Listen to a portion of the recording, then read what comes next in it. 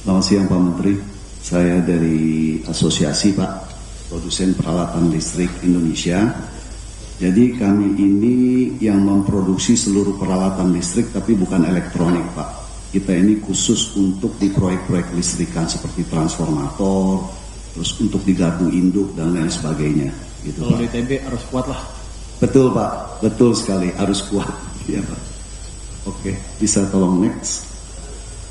Nah, anggota kami itu sekarang ada 173 pabrik Pak. Jadi semuanya syarat untuk bisa masuk ke APP itu harus manufaktur. Tidak boleh trading, tidak boleh distributor, harus pabrik. Nah, total investasi yang sudah kita tanamkan untuk saat ini kurang lebih ada 13,62 triliun Pak. Dan kami semua sudah mempekerjakan kurang lebih ada 25.000 tenaga kerja. Tolong next. Nah, ini produk-produk yang kami produksi Pak. Jadi dari trafo distribusi, panel tegangan menengah termasuk Schneider di sini, ada juga Siemens ya. Kalau punya Anda perusahaannya apa? Saya. Dan Schneider gimana posisi? Schneider itu ada di panel tegangan menengah dan panel tegangan rendah ya, Pak Martin. Ya, kita dan juga di MCD. Ya. Enggak, di tegangan menengah dan tegangan rendah. Perusahaan Bapak berapa nih yang tinggi? Kalau saya memproduksi trafo distribusi tegangan menengah dan tegangan tinggi Pak. Saya. Itu udah buatan Indonesia ya? Buatan Indonesia Pak. Perusahaan mana? Perusahaan Indonesia, perusahaan asing? Perusahaan itu ada PMA-nya, tapi saya sebagai pemegang saham di Indonesia-nya Pak. Berapa persen punya Anda? Saya kurang lebih 15% Pak. Tapi 6 pabrik yang lainnya itu Pak, itu punya putra Indonesia semua Pak. Ada 6 pabrik di Indonesia, itu yang 4 itu murni PMDN Pak. Lumayan teknologi kita ya? Lumayan, ya. Sudah sangat baik Pak, itu sudah mature. Jadi produksi trafo itu kalau nggak salah dipunyai oleh PLN pertama kali, yaitu Unindo. Ya, PT Unindo itu punyanya PLN Pak. Tidak, bekerja sama dengan GE sekarang. Dulu asal mulanya join dengan Alstom, Prancis. Namanya Unelec, itu dimiliki sahamnya 49 PLN, 51% asing. Gitu Pak. Berapa saham PLN di Unindo sekarang? Kalau nggak salah kalau saya nggak salah ya Pak, sisa 30% lebih Pak. Itu sisanya dimiliki oleh GE, karena Alstom dibeli oleh GE. Ya, ya Pak. Nah, jadi ini nanti saya jelas di sini kami paparkan supaya bisa dilihat relevansinya kenapa atas aduan kami. Jadi ini seluruh produk-produk yang telah bisa diproduksi oleh pabrikan di Indonesia Pak. Next. Nah, ini Pak hubungannya Pak. Jadi KEK itu adalah kompleks kawasan ekonomi khusus yang utamanya adalah membangun pabrik pastinya Pak. Nah, untuk membangun pabrik pasti listriknya itu dari PLN.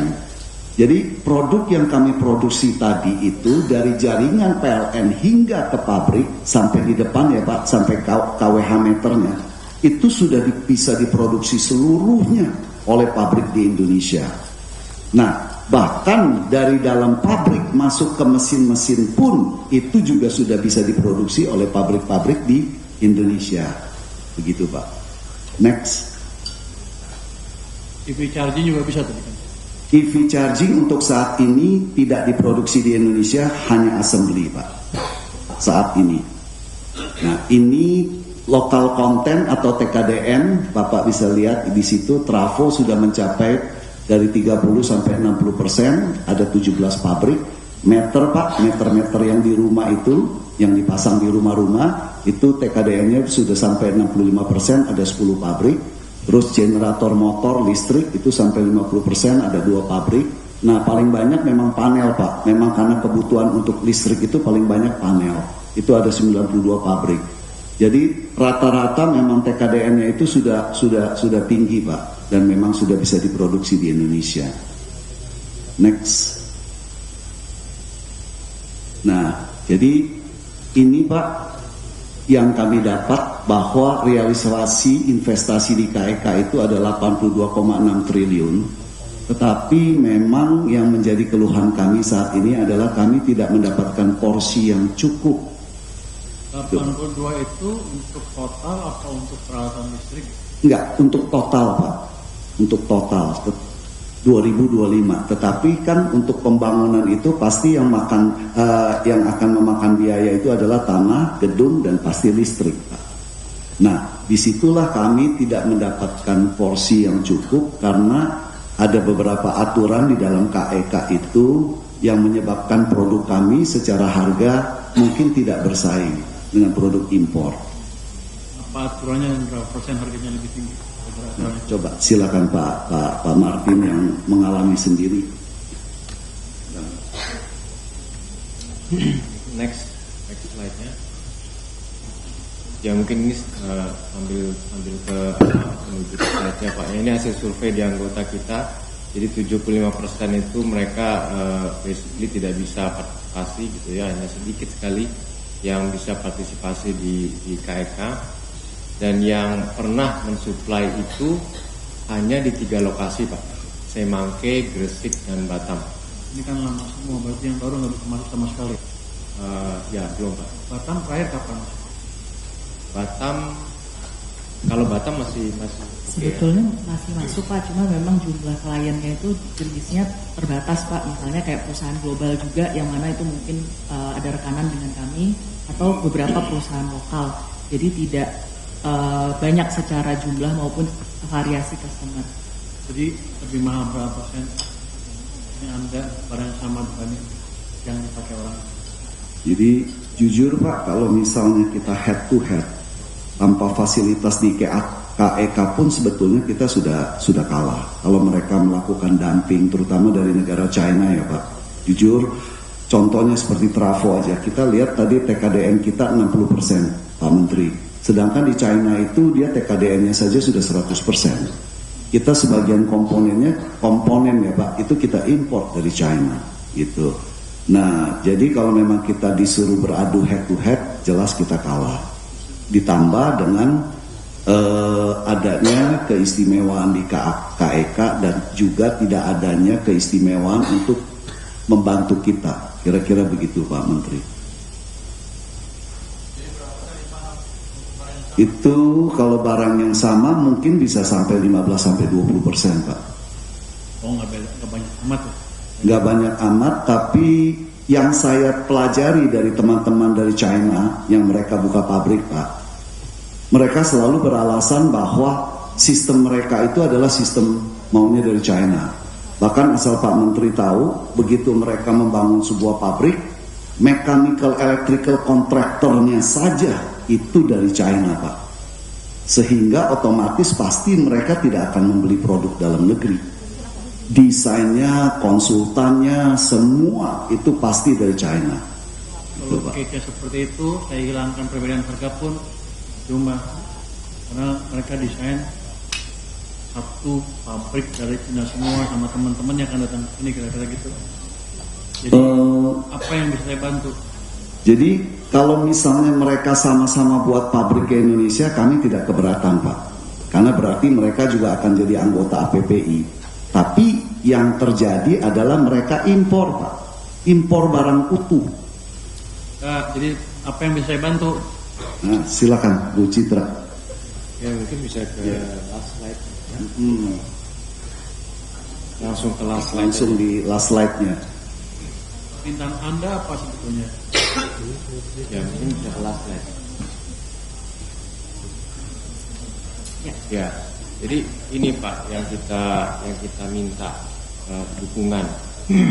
Yang pertama adalah LARTAS, ya, larangan terbatas untuk produk-produk yang sudah bisa diproduksi oleh produsen dalam negeri yang pada dasarnya sebetulnya sudah diatur dalam Permen Perin nomor 32 tahun 2020.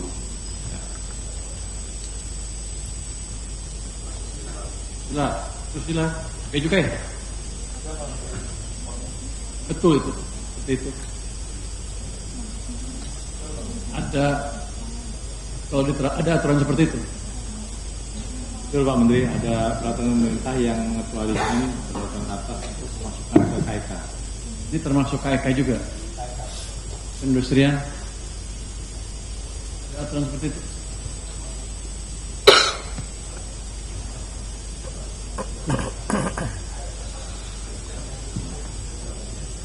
Terima kasih Pak Menteri, izin.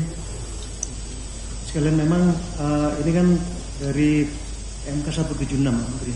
Jadi yang untuk 176 itu kan mengatur master list Pak, SMB masuk Pak. Tapi Perindustrian mempunyai Permenprint 32 tahun 2020 yang tentang daftar barang dan permesinan yang bisa diproduksi dalam negeri dalam rangka investasi Pak. Jadi ketika ada permen itu nanti memang diberikan oleh Pak Hadi Rizwan itu menjadi negatif list Pak yang ada. Nah, ini untuk KEK di KEK yang tidak. Jadi yang di luar KEK. Dalam KEK di KEK tidak berlaku langsung saja. Dia aturannya nggak berlaku.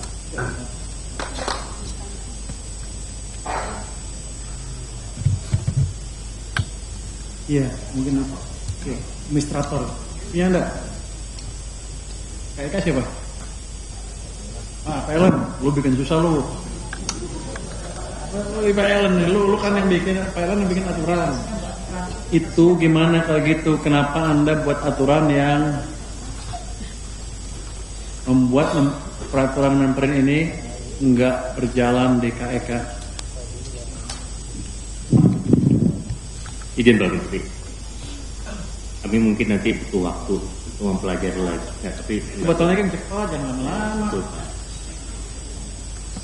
Kan konsepnya KEK adalah bagaimana investasi itu untuk investasi yang itu bisa berjalan lebih baik di situ dengan produk yang diharapkan bisa diekspor dan lain sebagainya.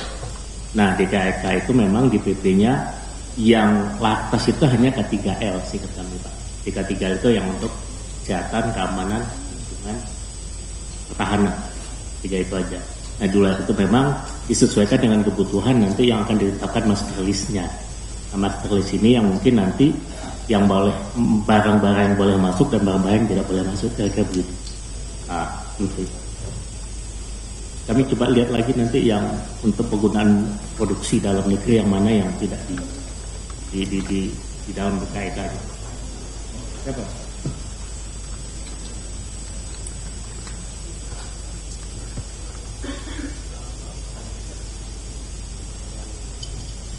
Jalan seperti biasa, penjelasannya bagus, tapi saya bingung. Udah kan gini Pak. Oke. Sudah cukup kan? Perindustrian, gimana itu master listnya? Ini udah 6 tahun nggak diganti. Kalau kita rubah misalnya itu sesuai dengan permintaan, kita buat peraturan Menperin tadi berjalan juga di KEK. Menurut Anda gimana, mengganggu iklim investasi apa enggak? Ya, kalau dari kami sih tentunya berlaku kedua-duanya Pak, harusnya.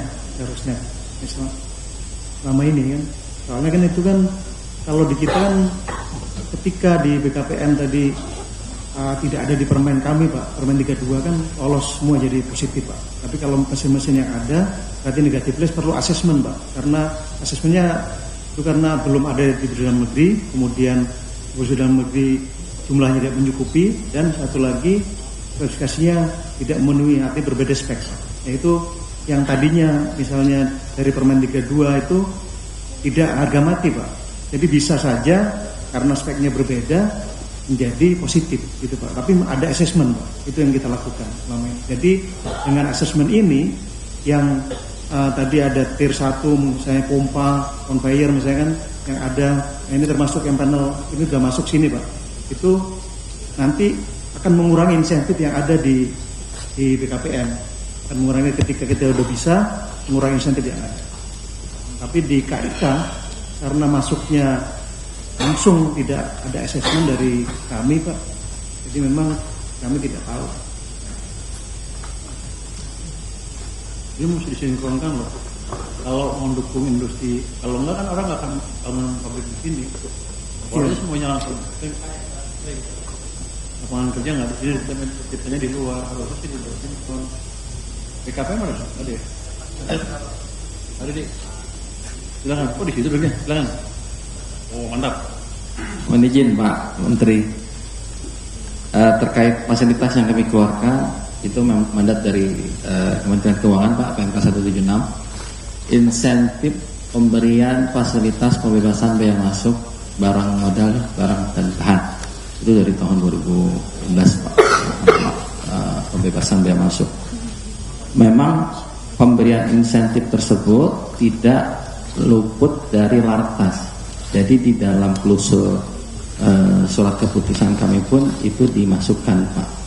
Ketika nanti ada master list itu masuk ke dalam mesin peralatan yang masuk ke dalam list yang disebut negatif list ini, biasa kami keluarkan terlebih dahulu. Boleh impor tapi tidak mendapatkan fasilitas. Tapi jadi kita keluarkan, silakan impor tapi nggak diberikan fasilitas. Kalau tetap mau diberikan fasilitas, harus tadi ada asesmen dari teman-teman Kementerian Perindustrian.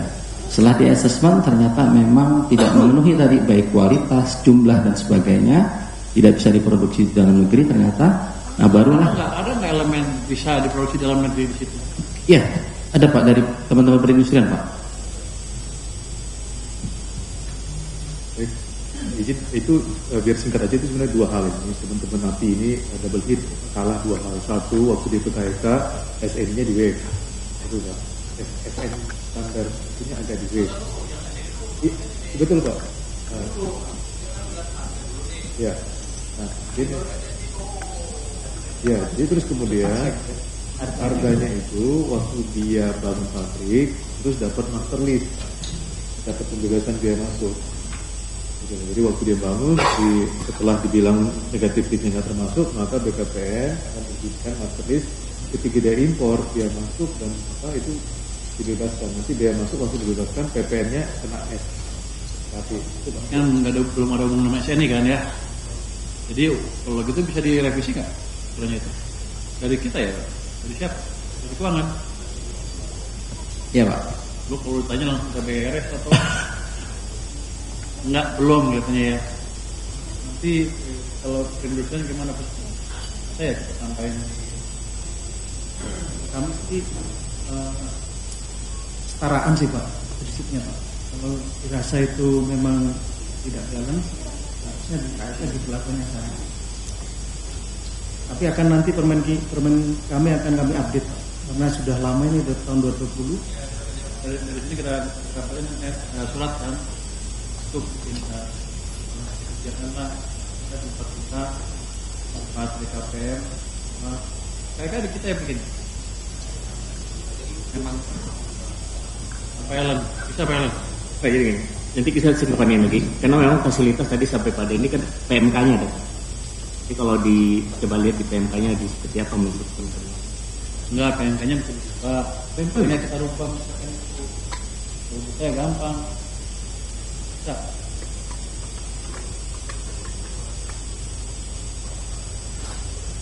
Kalau enggak, perusahaan cuma orang bikin pabrik di sini, cuma kita ngundang investor untuk bikin pabrik di sini, dia akan cenderung bikin pabrik di luar karena kalah bersaing harga doang aja.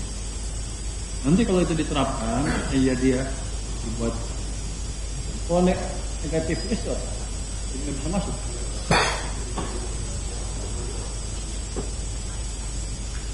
Oke, fasilitas kan berarti berapa persen?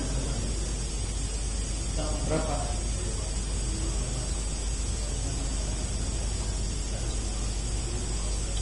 Kalau cuma 15 cuma sama kan, aja dia masuk orang temennya, kan masalah harga kan itu jadinya.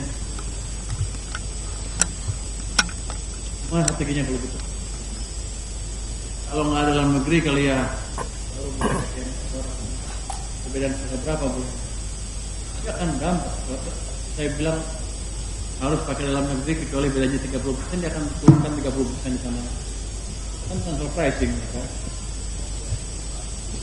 Jadi kalau di negara lain mungkin ya, di luar China mungkin bisa kompetitif Pak, kemungkinan kalau sini. Tapi kalau dari China tadi disebutkan Pak, iya pasti Pak, nggak akan kompetitif juga. Itu paling enak. Saya kira efektifnya seperti apa? Kalau ini kan sebenarnya udah lama Pak, jadi namanya gimana ya? kalau di permen ini kita kan sudah mulai kemampuan dalam negeri kan sudah mulai naik Pak. Artinya ini kan sudah tahun 2020 akan direvisi dengan kemampuan kita. Jadi ketika nanti kemampuan kita ditingkatkan di sini, akan nanti semakin banyak juga nanti yang dapat Pak. Artinya bisa di tujuan kita dirubah apanya. Kalau tarif aja kan nggak ngaruh, tetap aja mereka yang masuk. Izin Pak Menteri, sebenarnya ada satu cara Pak, secara teknis ya. Jadi kita bilang tadi sumber listriknya adalah dari PLN Pak. Jadi PLN itu menerapkan syarat yang namanya sebelum listrik itu berhak disambung, itu ada namanya SLO ya Pak. Betul ya, sertifikat layak operasi. Nah, PLN sendiri sudah menerapkan standar-standar keamanan, standar-standar barang-barang yang diproduksi. Kami memproduksi barang ini semua standarnya dari PLN Pak, yang disebut SPLN. Nah, itu sebetulnya ada jalan Pak secara teknis, sehingga kalau PLN menerapkan bahwa yang hanya bisa dipakai itu kalau keluar SLO-nya adalah barang-barang yang sesuai dengan standar-standar yang ada di SPLN. Kira-kira begitu Pak. Mungkin itu salah satu cara. Anda yakin banget, emang punya dia lebih jelek barangnya, lebih bagus gimana? Selesai. Iya, bukan lebih jelek Pak, tapi membantu gimana kalau begitu kayak ini pasti dia akan tes barangnya dengan standar PLN. ya, tapi kalau begitu memang satu-satunya jalan ya harus negatif list Pak, tidak bisa diimpor sama sekali. Gitu. Barang yang sudah diproduksi di Indonesia tidak boleh diimpor sama sekali. Oh baca kan tadi.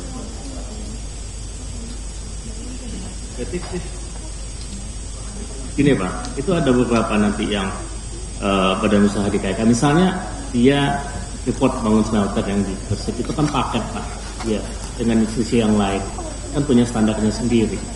Jadi mungkin itu juga perlu diperhatiin. Nah, justru itu yang memudahkan, yang sampai dia bilang paket. Kalau di sini ada itu kan, kita sekarang kalau mau berat buat kan, gimana supaya smooth tapi nggak kelihatan itu. Nah, ini sampai KPM gimana? Pak, mohon izin Pak, kalau yang tadi yang concern kita misalnya melakukan penyesuaian PMK, ini kan general ya Pak. Kalau yang tadi kita bahas PMK 176 kan berlaku yang di luar KEK. Artinya akan tidak hanya fokus ke dalam satu sektor bidang usaha, semua manufaktur nanti akan seperti itu diterapkan. Makanya tadi kalau kami lihat usulan dari teman-teman itu kan justru pembatasannya yang di KEK-nya ya Pak. Jadi biar nanti apple to apple dengan yang umum. Karena kalau yang umum yang dibuka, artinya tidak ada lartas yang umum, seluruh sektor manufaktur itu pasti akan mendapatkan tidak ada pembatasan lartas tadi. Iya. Nah, jadi gini, strateginya kita samakan dengan di luar KEK gitu. Jadi nggak ada perlakuan khusus lagi. Itu bisa. Jadi Peraturan di KEK-nya. Yang di luar KEK. Iya. Jadi kalau yang di luar KEK kan memang sudah lartas. Yang di luar KEK sudah lartas. Sudah lartas. Ya kita buat begitu aja dengan alasan untuk industri yang sudah bisa produksi dalam negeri diperlakukan seperti yeah. dalam negerinya nggak ada. Yeah. Gitu. Izin Pak Menteri. Benar Pak, sebagai yang disampaikan oleh rekan dari BKPM bahwa pembebasan dalam rangka pembangunan BKPM itu fiskalnya saja Pak Menteri. Jadi lartas tetap berlaku. Hanya yang kemarin dimaafkan oleh Schneider itu master list yang diterbitkan BKPM itu harus mempertimbangkan barang yang sudah diproduksi dalam negeri gitu Pak ya. Bukan masalah yang latas-latasnya sudah berlaku kalau itu Pak ya. Betul. Nah beda lagi dengan yang KEK. Ini kan dimasalahkan masalah latasnya kalau KEK Pak ya. SNI khususnya ya. Demikian Pak Menteri. Ya Anda membuat saya makin bingung. Izin pokoknya gitu deh. Jadi kita gini, master listnya nggak boleh tidak mendapatkan perlakuan khusus kan untuk yang barang dalam negeri. Ya, master listnya tidak boleh terbit kalau barangnya sudah diproduksi dalam negeri. Kalau master list itu masih boleh impor atau impor bayar.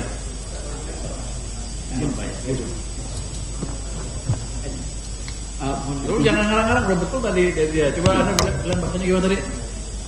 Lakukan sama dengan barang yang di luar KEK selama industri dalam negeri bisa produksi. Mohon izin Pak Menteri, master list yang diberikan BKPMI itu bukan untuk KEK, tapi justru untuk di luar KEK, ya Pak ya. Jadi izin Pak. Ya udah kita buat untuk KEK sama, dibuat seperti itu. Jadi mohon izin Pak Menteri, memang yang tadi disampaikan Pak Susilo, jadi memang yang disampaikan oleh perindustrian sama BKP Pak Dandi itu memang berlaku untuk di luar KEK. Karena di dalam kawasan ekonomi khusus, di dalam undang-undang PP-nya itu mereka bisa menetapkan master list sendiri atas permintaan pelaku usaha. Jadi pelaku usaha, tenantnya ini, dia bisa minta master list untuk masukkan barang-barang yang memang perlukan dan seterusnya. Nah, memang pertanyaannya kan gini Pak, itu dia mereka. Nah, ini yang kita atur sebenarnya. Udah, jadi master list seperti diaturnya ya. Mohon izin Pak, sebuti yang menerbitkan administrator KEK. Iya, administrator Pak. Betul, administrator atas permintaan. Jadi menerbitkan Administrator siapa? Administrator KEK Pak. Pengelola KEK Pak. Pengelola KEK Pak. Ya nanti kita bikin peraturan untuk mengelola KEK seperti itu. Master listnya nggak keluar, dia barangnya itu barang master list, itu kan? Nah, jadi memang Pak ini betul Pak. Jadi yang mengeluarkan master list itu yang di kawasan ekonomi khusus itu. Tapi kan, jadi memang yang menjadikan jadi persoalan kita itu kan memang yang mengeluarkan master list di KEK memang administrator KEK. Dia atas permintaan pelaku usaha. Nanti master listnya itu pun juga pertimbangan Denas KEK, Sekretariat Jenderal Denas KEK. Sebenarnya Denas KEK yang sekarang ada di kantor Menko Perekonomian yang tadi saya minta. Bisa lu aturnya. Sebenarnya bisa Pak. Kan kita tinggal selama ini. Stop ya, jangan banyak ya. Nah, kalau ada perubahan dikit mana? Yang kedua aku tanya. Pertama dah.